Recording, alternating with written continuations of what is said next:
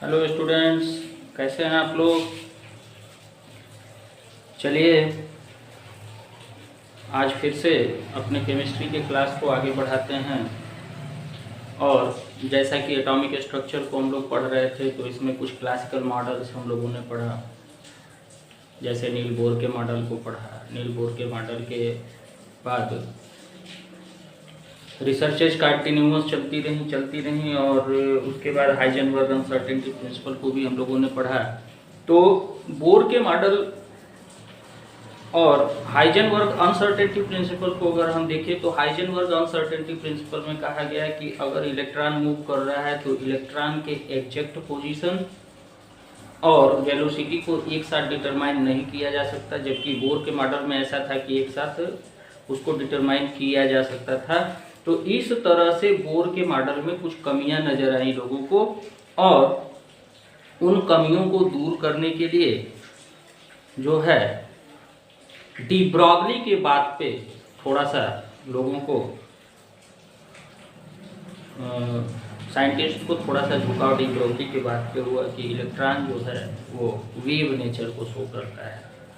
तो इस तरह से देखा गया कि इलेक्ट्रॉन जो है ड्यूअल नेचर को शो करता है। इलेक्ट्रॉन जो है वो ड्यूअल नेचर को शो करता है, पार्टिकल के नेचर को भी शो करता है, और पार्टिकल के साथ साथ वेव नेचर को भी शो करता है। ये पार्टिकल के जैसा भी बिहेव करता है और वेव के जैसा भी बिहेव करता है।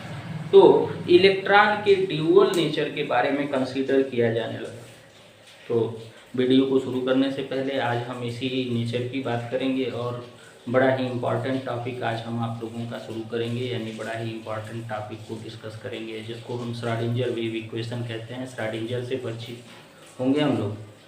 तो चलिए जल्दी से जो है वीडियो को लाइक कर लीजिए, चैनल को सब्सक्राइब कीजिए और ज़्यादा से ज़्यादा स्टूडेंट्स को शेयर कीजिए, ताकि वो भी आप जैसे ही केमिस्ट्री को सीख सकें।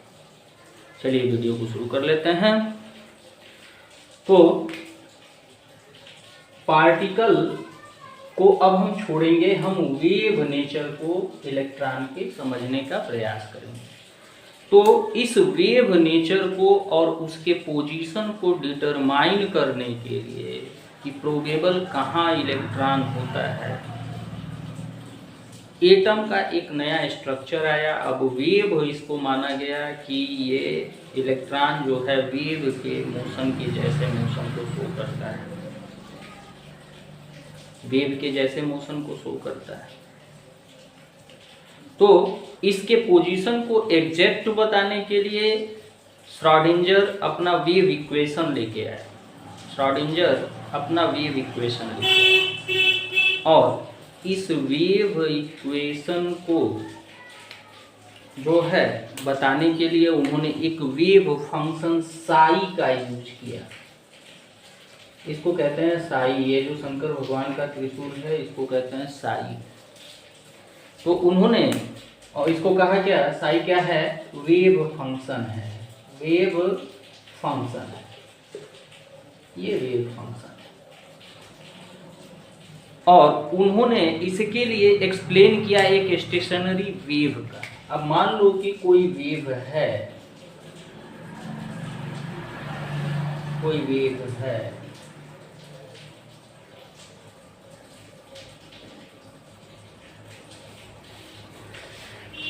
ये इसका एम्पलीट्यूड है, या ये इसको कहो कि एम्पलीट्यूड है। इसको उन्होंने वेव फंक्शन कहा, वेव फंक्शन, और इसको साई से डिनोट किया। तो वेव फंक्शन और एम्पलीट्यूड इस साई को हम कह सकते हैं। वेव फंक्शन और एम्पलीट्यूड इसको हम कह सकते हैं। चलिए तो श्रोडिंगर के वेव इक्वेशन को देखते हैं। श्रोडिंगर के वेव इक्वेशन को देखते हैं।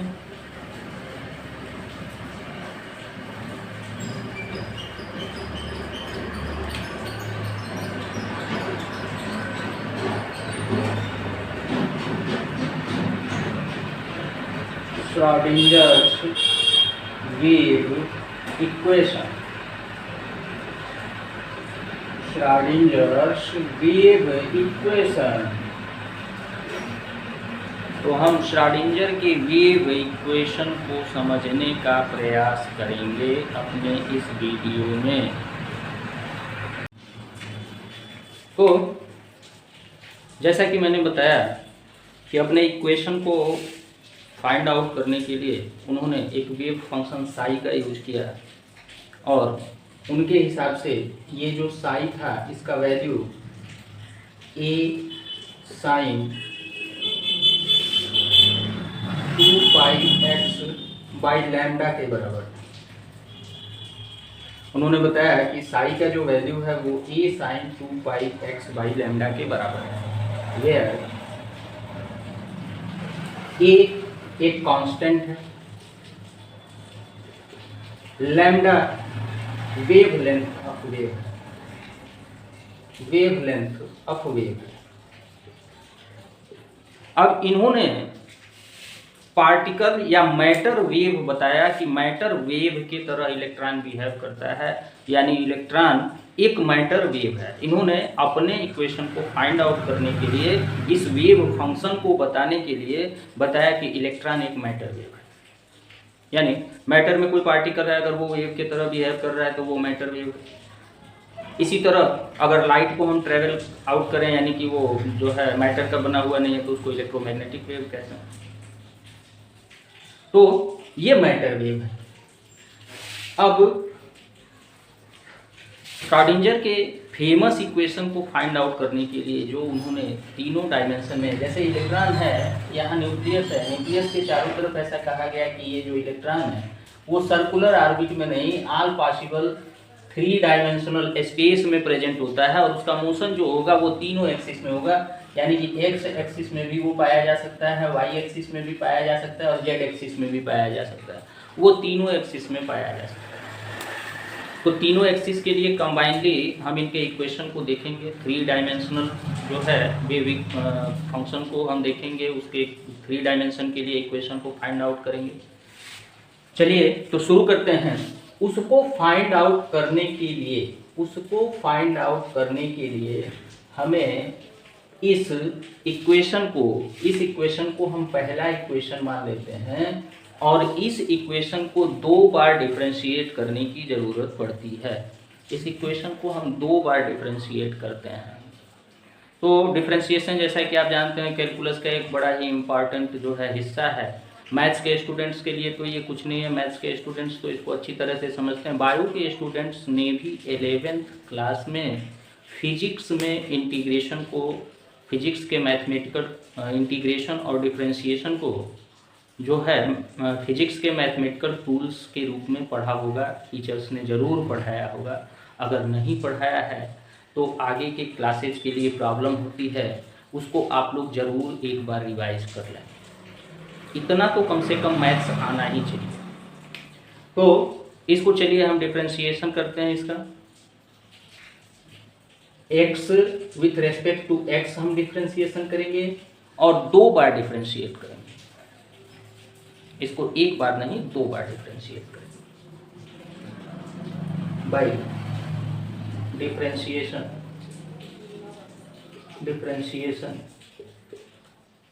of above equation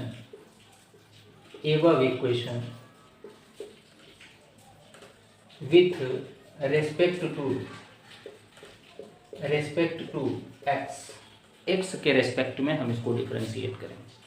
तो हमको मिलेगा क्या, del psi by del x is equal to A sine का कॉस होता है, जब साइन को डिफरेंशिएट करते हैं तो कॉस होता है A cos 2πx by lambda dot 2π by lambda, या इसको इस तरह से भी लिख सकते हैं, del psi by del x is equal to 2π by lambda dot A cos 2πx by lambda. एक बार डिफरेंशिएशन हो गया। हमने कहा क्या था कि 2 बार डिफरेंशिएट इसको करेंगे, तो दोबारा डिफरेंशिएट कर लेते हैं बाय अगेन डिफरेंशिएशन।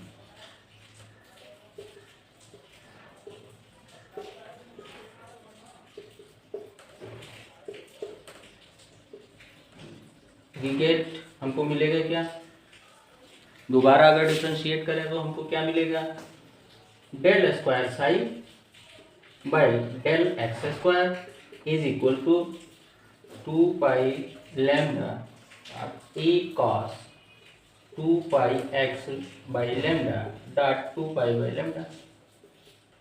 सॉरी, इसको डिफरेंशिएट करेंगे तो हमको मिलेगा क्या, कॉस का डिफरेंशिएशन माइनस साइन होता है, तो हम लिखेंगे minus sine 2 pi x lambda dot 2 x lambda.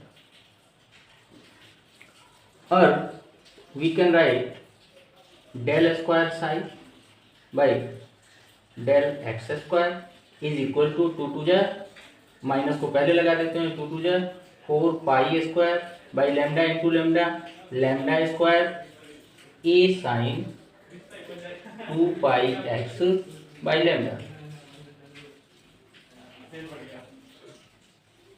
इतना मिला हमको। अब हम देखते हैं कि A sine 2 pi x lambda जो है वो साई के बराबर है, तो इसको इस फॉर्म में भी हम लिख सकते हैं, del square psi by del x square is equal to minus 4 pi square by lambda square psi. This is the equation number 2। अब हमको दूसरा इक्वेशन मिलेगा। चलिए यहाँ तक नोट कर लीजिए, फिर आगे की तरफ चलते हैं।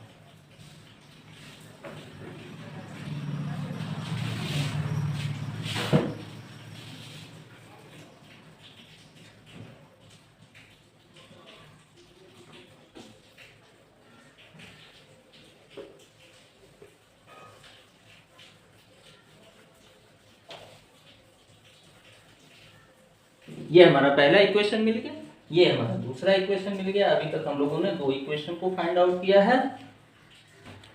अब हम थोड़ा सा डी ब्रॉगली की तरफ चलते हैं। डी ब्रॉगली ने बताया था कि इलेक्ट्रॉन जो है वो वेव की तरह मूव करता है, यानी कि वेव के नेचर को शो करता है, और इसका वेव लेंथ जो होता है, वेव लेंथ लैम्डा जो होता है वो h बाई पी के बराबर होता है, या हम कह सकते हैं p क्या है, p इज द मोमेंटम, और लैम्डा जो होता है h बाई एम वी के बराबर होता है, ऐसा डी ब्रॉगली ने कहा था। तो अब इनको लेके चलेंगे हम। तो according to de Broglie's equation, de Broglie's equation, lambda is equal to h by m v, where h is equal to Planck constant, ये प्लांक्स का कांस्टेंट है, m is equal to mass of electron, and v is equal to velocity of electron, velocity of electron, v जो है वो velocity of electron है। तो lambda है, हमको लैम्डा स्क्वायर चाहिए। यहाँ सेकेंड इक्वेशन में हम देख रहे हैं क्या हमारे पास लैम्डा स्क्वायर, तो इसी इक्वेशन में हम लैम्डा स्क्वायर करते हैं। लैम्डा स्क्वायर और इज इक्वल टू क्या हो जाएगा, h बाई एम वी का whole square. It means lambda square is equal to h square by M square we square. This is the equation number 3। हमने 3 equation अभी तक find out किए।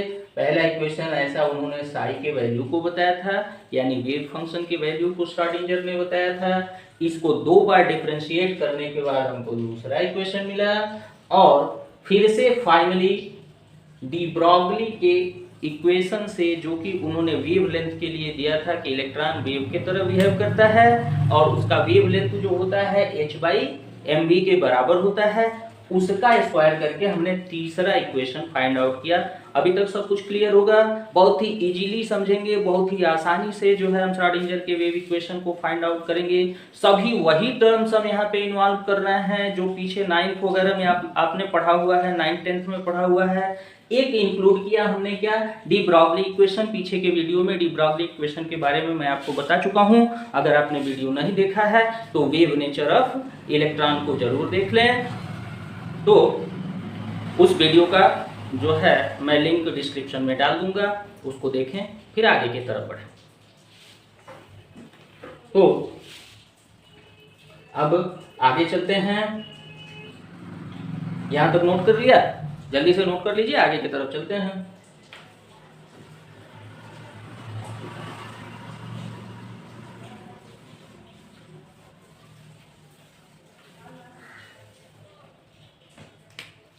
तो अब क्या करेंगे, जो 3 इक्वेशन हमने आपने पहला, दूसरा और तीसरा इक्वेशन नोट किया, तो फ्रॉम इक्वेशन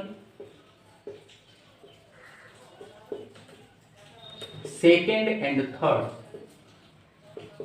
दूसरे और तीसरे इक्वेशन से अगर हम देखते हैं तो लैम्डा स्क्वायर के वैल्यू को दूसरे इक्वेशन में हम तीसरे इक्वेशन से रख देंगे, तो हमको मिलेगा क्या, del square psi by del x square is equal to -4 pi square by lambda square की जगह हमने H square by M square we square को रख दिया साई, और del square psi by D x square is equal to -4 pi square, ये ऊपर चला जाएगा तो होगा M square we square by H square psi, और we can write del square psi by del x square, इसको इधर लेके आएंगे तो पॉजिटिव हो जाएगा, plus 4 pi square m square we square by H square psi is equal to 0। This is the equation number 4। अब इसको हमने इक्वेशन नंबर 4 बना दिया।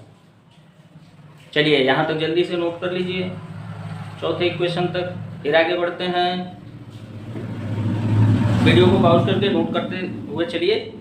ये बड़ा ही इंपॉर्टेंट है Schrodinger wave equation for BSc part 1, और लॉन्ग क्वेश्चन के रूप में एग्जाम्स में आपसे ये पूछा जाता है। मीन्स आप एक लॉन्ग आंसर तैयार कर रहे हैं इसके रूप में।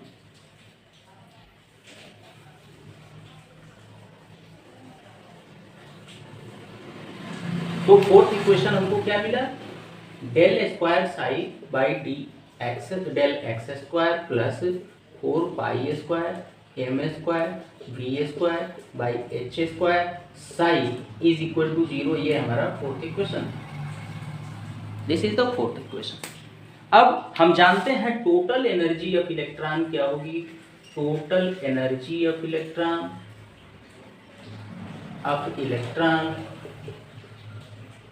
E is equal to kinetic energy plus potential energy. किसी भी सिस्टम की टोटल एनर्जी, ये तो 9th में ही पढ़ाया गया होगा वर्क एनर्जी में आपको, कि किसी भी सिस्टम की टोटल एनर्जी जो होती है वो काइनेटिक एनर्जी और पोटेंशियल एनर्जी की सम होती है। Means total energy is equal to kinetic energy plus potential energy. तो अपने इक्वेशन को देने के लिए श्रोडिंगर ने क्या किया, E is equal to kinetic energy होती है हाफ mv स्क्वायर, और प्लस पोटेंशियल एनर्जी को इन्होंने एक साइन v से शो किया। E is equal to half mv square plus v, where half mv square is the formula to find the kinetic energy and potential energy is v। Potential energy जो है वो v है। इस equation से हम देखें तो इसको अगर इधर लेके आए तो ये निगेटिव हो जाएगा, E minus v is equal to half mv square मिलेगा, और इसको इधर लेके आए तो 2 into E minus v is equal to m v square मिलेगा। लेकिन यहाँ इक्वेशन में क्या है, एम स्क्वायर वी स्क्वायर है, तो हमको चाहिए क्या, एम स्क्वायर वी स्क्वायर चाहिए। तो करेंगे क्या, इसमें m से अगर मल्टीप्लाई करें तो m स्क्वायर वी स्क्वायर होगा। तो अगर इस साइड m से मल्टीप्लाई करना होगा तो इस साइड भी हम m से मल्टीप्लाई करेंगे। तो इस इक्वेशन को ऐसे भी लिख सकते हैं, by multiplying above equation with m, m क्या है? Mass of electron. तो हमको मिलेगा क्या? 2m e minus v is equal to m square we square. अब ये हमारा इक्वेशन नंबर 5। यहाँ पे हमको क्या मिल गया? 2m e minus v is equal to m square we square, मतलब m स्क्वायर वी स्क्वायर का वैल्यू हो गया। ऐसे भी हम इसको लिख सकते हैं m square we square is equal to 2m e minus v. इसको पांचवा इक्वेशन कह सकते हैं। तो m स्क्वायर वी स्क्वायर का वैल्यू ही है। तो अगर इस वैल्यू को हम, ये जो m स्क्वायर वी स्क्वायर का वैल्यू है, इसको उठा के यहाँ पे पुट कर दें तो हम पाते क्या हैं? फ्रॉम इक्वेशन 4 एंड 5, चौथे और पांचवें इक्वेशन से हमको मिलेगा क्या? हमको मिलेगा del square psi by D x square plus 4 pi square. अब एम स्क्वायर वी स्क्वायर की जगह 2m ई माइनस बी लिख सकते हैं हम, 2m into E minus b by H square psi is equal to 0। तो ये ओनली एक्स डायमेंशन के लिए, यानी एक डायमेंशन के लिए हमारा वेव इक्वेशन हमको मिल जाता है। इसको हम इक्वेशन नंबर 6 कहेंगे। एक डायमेंशन के लिए, यानी कि एक्स एक्सिस के लिए ये हमारा श्रोडिंगर का इक्वेशन हो गया। तो for all 3 axis x y z the equation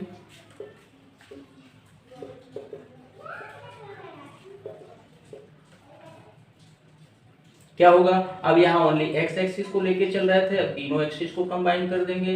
del square psi by x square plus del square psi by z square plus del square psi by del, यहाँ y square रखते हैं, फिर z square रखेंगे, del z square plus, अब 4 to जा 8, ऐसे लिख देते हैं 8 pi square m by H square into E minus b psi is equal to 0।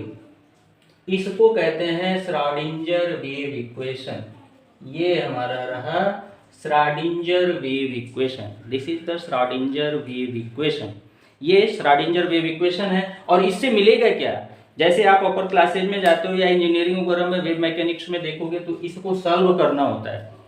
Schrodinger wave equation को सॉल्व करना होता है। और श्रोडिंगर वेव इक्वेशन को जब हम सॉल्व करेंगे तो 3 वेरिएबल्स मिलते हैं, x y Z.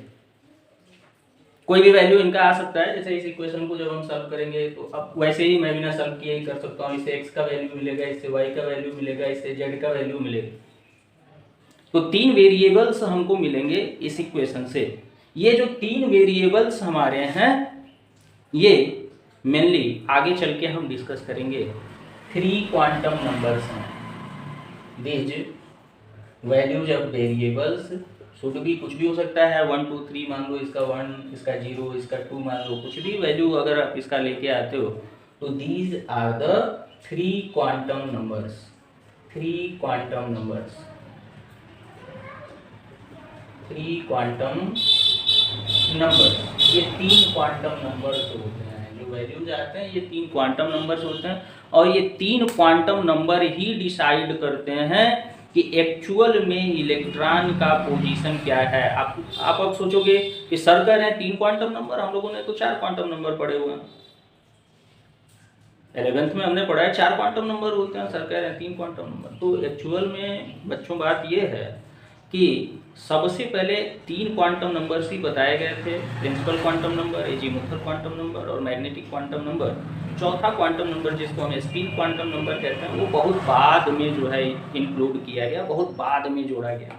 Means actual में जो इलेक्ट्रॉन होता है वो ऑर्बिटल में पाया जाता है और एक्चुअल में ऑर्बिटल में उसका पोजीशन क्या है इसको डिटरमाइन करने का काम यही 3 क्वांटम नंबर्स करते हैं, जिनको हम principal quantum number, azimuthal quantum number और मैग्नेटिक क्वांटम नंबर्स कहते हैं। तो चलिए अब अगले वीडियो में हम डिस्कस करेंगे कि मॉडर्न एटॉमिक मॉडल में जो है इलेक्ट्रॉन कहाँ किस तरह से व्यवस्थित होता है और ये क्वांटम नंबर्स क्या हैं, ऑर्बिटल्स क्या हैं, इन सबको डिस्कस करेंगे। Thanks for watching. कंटिन्यूअस आप वॉच करते रहें और केमिस्ट्री को सीखते रहें।